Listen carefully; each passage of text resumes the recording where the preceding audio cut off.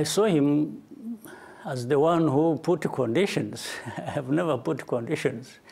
When I was invited in Rwanda to have discussions on Eastern Congo and DRC general situation there between them and Rwanda, I was there. Then there were ministerial meetings that were supposed to prepare for when we should meet. You can ask the Angolans, they will tell you, I was ready, I have always been ready. Are you still ready? That's my question. Or do you think it's too late, the trust is lost? I don't think the question matters a lot, because it is just a repetition of what I'm saying that you are making me do. I'm told you I've been always ready. So if I am saying that, and I haven't, if I was not ready, I would tell you I'm not ready. But I haven't told you that. We have said that publicly. Right. There's no secret about it. It's a threat in as far as Congo is running away from its problems of its citizens, whom it deprives of all their rights and kills them and persecutes them, and there is hate speech. There is actually genocidal ideology operating in Eastern Congo. And this can't be happening on its own.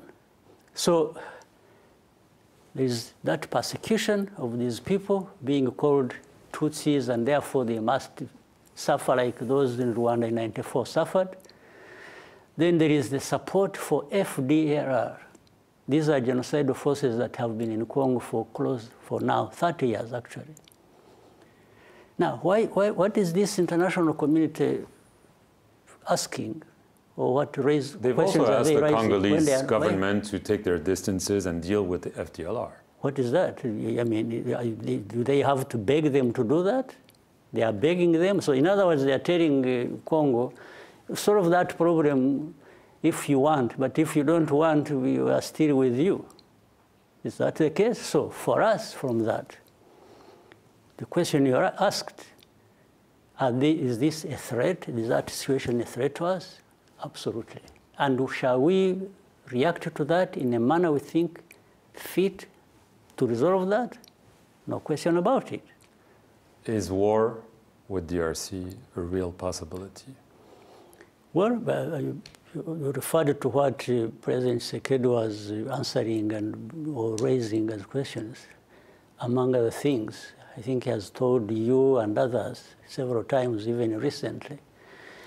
He was talking about taking war to Rwanda and removing the government and blah, blah, blah, all kinds of things.